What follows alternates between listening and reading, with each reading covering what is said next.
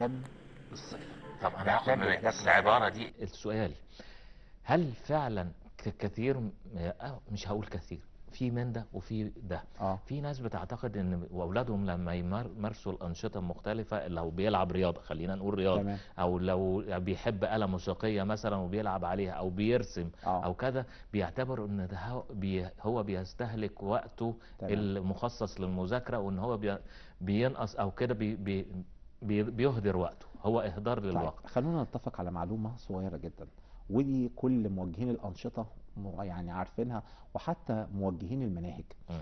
هو احنا متخيلين ان النشاط حصة في الأسبوع؟ لا، الموضوع مش كده خالص. اللي مم. احنا كده ما احناش فاهمين يعني ايه النشاط.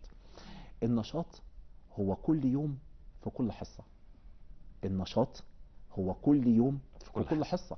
ما انا عندي المناهج بتاعتي لو انا ما استخدمتش فيها الأنشطة ممكن ما تجيبش الأهداف المرجوة منها. إذا أنا برضو محتاج إن أنا أفهم يعني إيه نشاط. النشاط الطالب بيختاره بحرية، مم. بحرية يعني هو اللي مختاره. عشان هو اللي مختاره محدش ضاغط عليه، إذا هو مش هيأثر في المواد التانية، مم. وهتخليه أكثر تحديدا لاحتياجاته. هو عارف إيه قدراته. يعني الطالب عارف قدراته. على فكرة أنا عندي طلبة ممكن ما تبقاش عارفة قدراتها، مم. مش عارفة إن هي بتقرأ كويس، مش عارفة إن هي عندها مهارة تصوير. يعني أنا عندي طلاب. هو هنا عين المدرس اعتقد طبعا مم. في طلبة حاليا عن طريق هم مش عارفين إن هم عندهم مهارة التصوير، بس هو بيصور كويس جدا مم. وبينزل صور كتير جدا على السوشيال ميديا.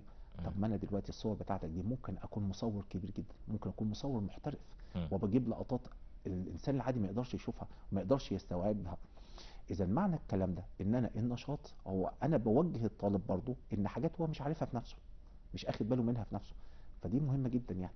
مم. طيب هنا الاولاد تعمل ايه؟ يعني في بعض الاباء بيجوا يقول لك يا ابني ما تضيعش وقتك، يا امم. حبيبي ما تضيعش وقت.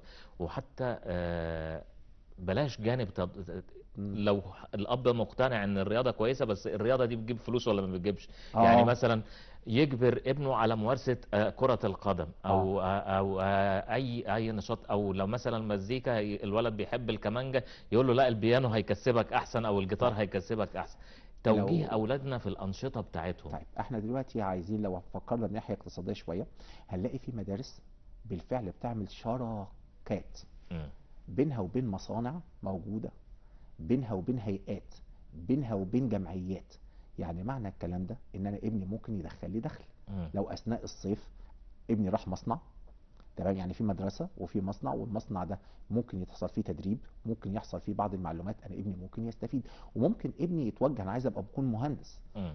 انتاج، ممكن اكون كذا، وممكن يبقى له يعني زي ما نقول كده قدوة داخل المصانع. اذا احنا هنقول تاني بقى اننا ممكن المدارس تعمل شراكات مع جمعيات خيرية، مع جمعيات خيرية، ويبقى الولد له يعني شخصية مختلفة، شخصية روحانية مختلفة.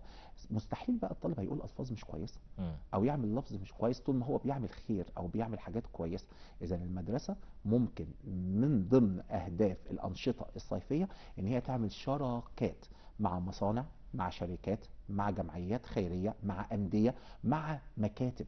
يعني احنا دلوقتي في كل مكان مكتبة، المكتبة العامة دي بتمارس فيها أنشطة كتيرة جدا جدا جدا. أنا بعمل بروتوكول بيني وبينها، وببقى رايح واخد ولادي وبنستعيد مع بعض، مم. بنتعاون مع بعض.